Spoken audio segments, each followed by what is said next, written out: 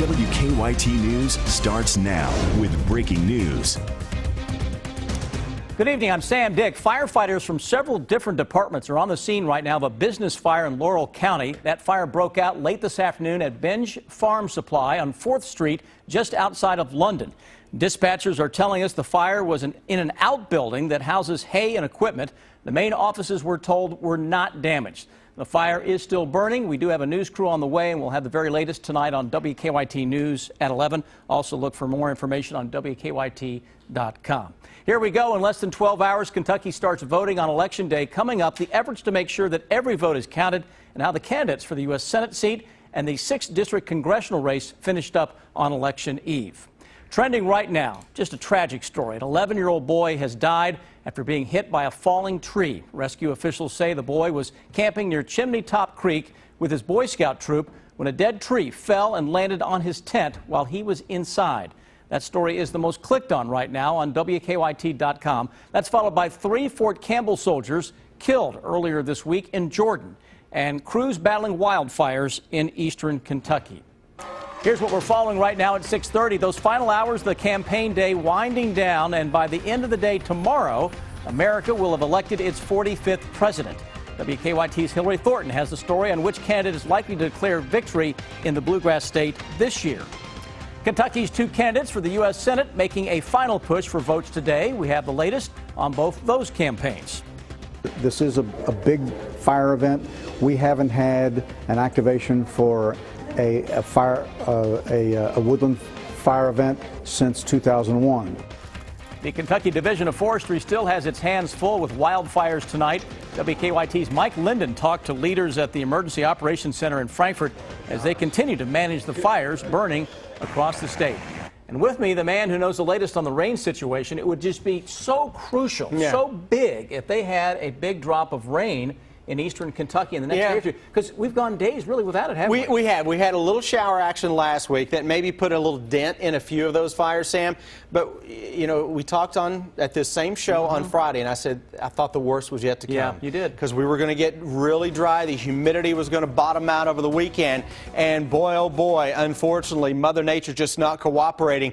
That looks to change a little bit late tomorrow and into tomorrow night. And the beginning of the change is starting to show up now on your western horizon. You're looking toward the west. Some clouds are beginning to filter on into town. That is with a cold front that is still way off to our west. Now that front's going to slowly make its way toward the east. It is separating the mild air out ahead of that from the chilly air coming in behind it. And that front actually has a little spin with it.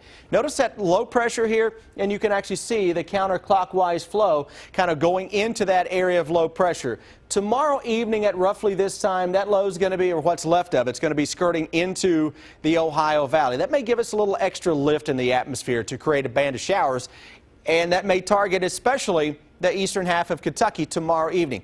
What about this evening? It's a dry one, and the smell of smoke is going to fill the air with temperatures generally staying in the 50s, though a few pockets of upper 40s may show up for areas with clear skies. But again, clouds are going to continue to filter on in across the entire area. When I come back here in about 10 minutes, we're going to focus on the shower threat that will increase roughly this time tomorrow evening. Your election day is mainly dry from polls opening to polls closing, 6 a.m. to 6 p.m. And then a colder blast of air will show up on the scene for the coming weekend. Sam will track a colder 7-day forecast in a few. Sounds good. Thank you, Chris. A long campaign finally winding down, and tomorrow will be up to millions of voters across this country. Presidential nominees Hillary Clinton and Donald Trump spending this election eve making their closing arguments in battleground states. Most national polls show Clinton with a slight lead heading into tomorrow's voting. But political analysts expect Trump to win in Kentucky. Election officials hope for a strong voter turnout in the Bluegrass State. In fact, Hillary Thornton has the latest on the voter turnout at 6:30. While we have seen month after month of presidential campaign headlines, signs supporting a candidate are few and far between here in the Bluegrass State. Well, Kentucky is not seen as competitive in the presidential race. You know, Kentucky was a perfect bellwether state from 1964 to 2004. Kentucky went with the national winner every time. It has been a run for the White House that's seen its fair share of drama, evident by homemade signs seen in favor of each candidate. as well as some humor behind signs for folks not even seeking office. There is no doubt that Kentuckians and the rest of America are ready for this to be over. This has been a long presidential race. Because of that, election officials are still expecting good turnouts here at voting locations, and they say even though Kentucky might not be seen as competitive in the contest between Hillary Clinton and Donald Trump, the fact still remains that this is a presidential election year. Probably looking at something in the neighborhood of low 70%, maybe even as high as 75%, I'm hoping. That is the projection from Fayette County Clerk Don Blevins. Secretary of State Allison Lundergan Grimes projecting a statewide turnout at 60%. Hoping voters understand while Kentucky is seen at times as small in electoral votes to give, that it is still important for Kentuckians to vote. Their vote absolutely counts. Obviously, the popular vote determines how our electors cast their vote. Here in Kentucky, our popular vote determines the entire 8 electoral votes. Hillary Thornton, WKYT. The final Kentucky U.S. Senate campaign day also coming to a close. Incumbent Republican Rand Paul taking on Democratic challenger Jim Gray. Both Paul and Gray have spent the day flying across the state. Senator Paul started his day at the Aviation Museum in Lexington, talking to voters about taxes, overregulation, and debt. Jim Gray stopping in Pikeville this morning, speaking to his supporters about creating jobs. Both of them making their final push on this Election Day eve. We want someone to come to our state and regulate an industry like our coal industry, regulate them out of business. That should never, ever be the role of government. I've run a small family business, built it into a major international company, and I've managed the city of Lexington, in the process building thousands of jobs. Rand Paul's final campaign stop of the day is in Bowling Green. Jim Gray will wrap up the day with a rally tonight at the Fifth Third Pavilion. It's scheduled to start in about 30 minutes.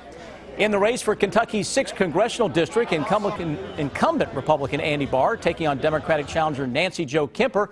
Barr was with fellow Republicans at Rand Paul's rally in Lexington this morning. Kemper hit the streets today with Democratic volunteers. Both Barr and Kemper will watch election returns come in tomorrow night at parties here in Lexington. We'll have complete election coverage tomorrow on WKYT. We'll be here when the polls close at 6 p.m.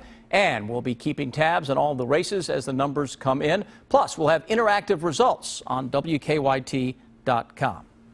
We talked about earlier 16 major forest fires burning in 9 counties now in Kentucky. And with dry weather in the forecast, firefighters say they have their work cut out for them. Officials are coordinating their efforts from the State Emergency Operations Center. Our Mike Linden is on fire watch in Frankfort. As wildfires continue to burn across the bluegrass state, emergency officials from around Kentucky are in Frankfort, inside the Emergency Operations Center, coordinating efforts to stop the fires. State officials say since October 29th, more than 11,000 acres of land across Kentucky has burned. This is a big fire event. We haven't had an activation for a woodland fire event since 2001. With 16 major fires burning across the state, most of which are in southeastern Kentucky, emergency officials have called upon the help of the National Guard to assist in fighting the fires from the air. We are doing everything we can on a minute-by-minute basis almost, so that we will respond to prevent fires from combining, to manage fires that are existing, and to move personnel throughout the state as needed. As firefighters battle the flames from all angles, state officials are confident in one unfortunate truth this time of year. Unfortunately, every single year, this year is not an exception, too many fires are caused by arson. State emergency officials say as long as there are counties in need of assistance across Kentucky, that the EOC will continue to operate 24 hours a day. In Frankfort, Mike Linden, WKYT. Firefighters are still battling a fire that took off over the weekend in Breathitt County. The Eagle's Nest fire just outside of Jackson is burning more than 2,500 acres from several different directions. Forestry officials say it's one of the biggest fires they're fighting, and it could be some time before they get that one under control. They say they have 22 fires in the southeast region. The Kentucky Blood Center has started Zika virus testing on all blood and blood component donations. The FDA now requires Zika testing on all volunteer blood donations. The KBC already tests for more than 12 viruses, including HIV, hepatitis B and C, and West Nile. The new test will actually streamline the screening process. The Zika virus is primarily spread by mosquitoes, but can also be transmitted via sexual contact as well as blood transfusions. Lexington police taking a different approach now to dealing with prostitution in this city. Miranda Combs joins us in less than 3 minutes to break down the news about this new initiative. Welcome back live to WKYT News here at 6:30 on the CW Lexington. There's a new push for Lexington police to take a different look at how they're dealing with prostitution in this city. Police are treating the prostitutes as victims and instead focusing on getting the Johns and pimps. Police say that if the Johns and pimps are out of the picture, a prostitute will be more likely to try to get help. One detective says 90% of the prostitutes in Lexington are addicted to drugs. WKYT's investigative unit met one woman trying to get out of her life as a prostitute. How does it work? You just keep saying like $20. Is that typically what you get? Depends on pretty much what you do. You can make more, but the least you'll make is $20. How much does heroin cost? The least you can usually get is $20. To help us break down the news, Miranda Combs joins us. When you initially started thinking about this story, did you think you'd actually very quickly find a prostitute who would go, even hidden though, go on camera to talk face-to-face about this? No, you know, this all started with us going to a meeting where a lot of organizations that have similar interests in solving this problem came together. We had no idea, but I asked the detective, hey, if we're really going to understand this story and understand the plight of these women, we need to meet one. And he said, no problem, and took us about 2 minutes down 7th Street to locate a couple of women that he had worked with, being his tenure on the police force, and we were able to talk to them openly about their addiction. Our viewers can watch the story online. It's really good. Tell us a little bit about this woman in terms of her addiction, and I mean, she's still fairly young. And police say 90% of the women that are prostitutes are on drugs, and she says it started when she was 19, the drug addiction, and to get the drugs, she would go out and get money and come back, and that's where you saw the soundbite asking about $20. So she'd get $20, but this would only last her a few hours before she starts feeling sick from not having the heroin, so she has to go back out again. She has no clothes, nowhere to live. It's a vicious cycle that police are really trying to get a handle on. The detective was right there with you. Their relationship with the prostitutes and vice versa has changed, hasn't it? It was really interesting. They didn't run the other way as you would think they would when police show up. They said, hey, Ricky Lynn, and he came over and talked to them, and he's just waiting for them to be in a place where they're ready to make the decision to get some help. Okay. Really powerful story done by Miranda and Barton Bill. Take a look at it online on WKYT.com. Okay, you can join the conversation by leaving your comments on WKYT.com or on our Facebook page. Let us know what you think. I'm heading over here to talk to our First Alert Weather Center Chief Meteorologist Chris Bailey, and Chris and I have been talking off camera about how serious of a situation, Chris, this has gotten with the fires. It's deer hunting season in Kentucky. Yeah, that starts on Saturday. And the National Forest Service is asking hunters out there to take some extra precautions because of the forest fires. And they say that the campfires right now are banned outside of marked recreation areas. You know, these fires, there's at least 20 right now burning, have burned thousands of acres. Some have been set on purpose. Right, which is just terrible. It's sad. It really is. We need the rain. We're going to get a little bit tomorrow night. It's not going to be anything that completely just takes all the fires out, Sam, but at this point, hey, you got to take whatever you can get. Sure. And this time tomorrow evening, we will be tracking rain into central and eastern Kentucky. Okay. So we at least have that to look forward to. But again, after that, we're probably going to go into 4 or 5 days of mainly dry weather. So whatever we get tomorrow night may be as good as it gets for the next 5 or 6 days. Your Defender radar network right now, with clouds increasing from west to east. Central and eastern Kentucky, not a whole lot out there. You've got the smoky smell that is in the air. Moisture, this one, unlike its predecessors, has a little flow coming out of the Gulf of Mexico. So you can actually see that coming into the storm system. It's a weak one, and it's really beginning to weaken even more so as it gets farther to the east. But it may have just enough spin tomorrow evening to pull up some juice out of the Gulf of Mexico to at least give us the possibility for a little light rain out there. And I think that will be the case. You've got mild air out ahead of that, chilly air coming in behind it. Drawback tomorrow, in addition to the low humidity levels, you're going to have some winds that will become gusty into the afternoon and evening just ahead of that front. Now, again, that may be followed up by some rain, so that will help things out. Middle of the day tomorrow, temperatures shoot up into the mid-60s. That's your election day. 6 a.m. to 6 p.m., mainly dry. Farther west and north you go, between 5 and 6 o'clock, could be a shower or two. That does include the Lexington metro. Then tomorrow evening, to be honest with you, between 6 and 11 tomorrow night, I fully expect most areas to get at least a shower, maybe a little heavier band into parts of southeastern Kentucky, where this rainfall forecast, it's a computer model, says some areas can pick up a third of an inch. We'll take it if that's what we can get. Let's go through the overnight and into tomorrow. Those temperatures will drop into the upper 40s to around 50 and kind of level out as clouds increase. Throughout the day tomorrow, you get the overcast conditions. By 6 o'clock, some light rains are on top of the area. Here's a little band of heavier rain targeting southeastern Kentucky tomorrow evening. Let's hope that is the case. Cross those fingers, cross your toes. They need the drops down there. The forestry officials, the firefighters who are out just putting in hours and hours and hours of work are going to need every drop of rain they can get. Chilly weather then follows that up for the day on Wednesday. Look at those temperatures on Wednesday. There's a chance we stay in the 40s, eastern Kentucky, especially if the clouds are thick. 66 tomorrow, that's ahead of any late day shower. Morning rain around on Wednesday. Thursday into your Veterans Day. Veterans, your day looks really good right now, and temperatures into the upper 50s. Saturday, coldest day we've had so far this young fall season. Not that that's a stretch to say that, because it's been a very warm fall so far, Sam. But more fall-like. Yeah, Finally. This weekend will turn chilly. I expect the week to 10 days leading up to Thanksgiving, pattern's going to turn a whole lot colder. All right, you heard from the man right here. We'll see. When we come back, despite the disappointment on Saturday night, the Cats still alive in the SEC East. Dave Buzz Baker has a Sports Buzz next.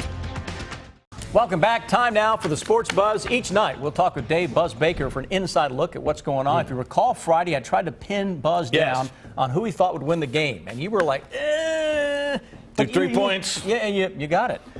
Frustrating because the second half, Kentucky just, it was right there. Right there. Mark Stoops has said this. It's a fine line with his team, though. No question, no question. To say it was disappointing would be a monumental understatement. Mark Stoops and the Cats, well, they played their tails off, only to lose to Georgia on the last play of the game. Despite that, Kentucky's still in the hunt for an SEC Eastern Division championship. We gave ourselves a great opportunity to win that game. Our coaches did a great job. It was the exact right recipe to win. Our players did the things necessary. We just got to keep that focus for 60 minutes and continue to put ourselves in positions like this in big games, and we will make those plays. I believe they will make those plays. But here's the thing now. I mean, you've got one wild scenario out there where you could conceivably have a 6-team tie in the SEC East. But Kentucky can still win the East if it beats Tennessee and Florida loses its remaining 2 SEC games. The Gators have got LSU and they've got South Carolina. Florida can still win it if they win their 2 remaining SEC games, or if they win 1 game, Tennessee loses 1, and the Gators would advance with a tiebreaker over Kentucky. And Tennessee can still win the darn thing. Even though they had that loss last week, Tennessee wins if it wins its remaining SEC games. Florida loses at least 1 more SEC game. Tennessee and Florida would have the tiebreaker. And Mark Stoops said it in his press conference. Yes. Thanks to all the fans, because that atmosphere Saturday night was fabulous, and the fans were going crazy from beginning to end. Little pom-pom goes a long way. I was just shaking it. All right, how about last night, the Wildcats against Asbury? Oh, my gosh. Jay Billis was talking today about the fact that this is why they ought to have, actual competition in games. Credit Asbury. They came out. It was a time of their lives. Credit Cal for giving them the opportunity to come into Rupp Arena. But, I mean, any kind of prediction or anything you could make about what this team may or may not do after this, you just can't do it. I mean, Asbury was overmatched. I mean, look at De'Aaron Fox. He is the fastest dude. I'm telling you, that guy is so fast, it's scary. But then coming up here in a second, you'll see Michael Mulder. I mean, we just saw some incredible dunks between Malik Monk and Michael Mulder, and I'm telling you, these guys. He wants some playing time, doesn't he? Yeah, they absolutely were. So they win it. All right, let's move on and check out a couple of other things real quickly. How about hats off to the Henry Clay girls? Look at this scene yesterday over in Louisville as Henry Clay was in the state volleyball finals over at Valley High School, and they fell to Assumption But Henry Clay is the second public school team to make it to the state volleyball championship game, and they're the first to actually win a set in that volleyball championship game. It was always a private school deal, but they have really upped the level. Volleyball all over Lexington and Central Kentucky's gotten so much better. Same thing for soccer. West Jessamine and Lexington Catholic in the girls' state soccer final on Saturday night. West Jessamine gets the win. And I tell you, Assumption, they had a whole team full of seniors. Henry Clay only had 4. Nothing but better days ahead for them. Congratulations. Way to go, Henry Clay. Absolutely. All right. Ahead tonight here on the CW Lexington, an hour of Family Feud is next, then at 8, Supergirl, followed by Jane the Virgin at 9 over on WKYT. Kevin Can Wait, that's at 8. Man with a Plan at 8:30. 2 Broke Girls at 9, The Odd Couple at 9:30, Scorpion at 10, and followed by WKYT News at 11. The weather should not keep you from voting tomorrow. At least we can say that. 6 a.m. to 6 p.m. is mainly dry tomorrow. Best chance for rain will come tomorrow evening. We need the rain, and especially into eastern Kentucky tomorrow night, Wednesday morning. I think we'll get some of it. Look at that high on Wednesday, 50 degrees. Hey, veterans, thank you. Your day is absolutely great on Friday at 57 degrees, cold this week. Would you like an election prediction tomorrow? Everybody's just shuddering right now out there in the control room. Go right ahead, Dave. I'll stick to no matter who you're for. There you go. No matter what happens, this is still going to be the greatest country and the light of the world. Democracy in action tomorrow. Go out and exercise your right to vote. You heard it from him. See you tomorrow. Vote.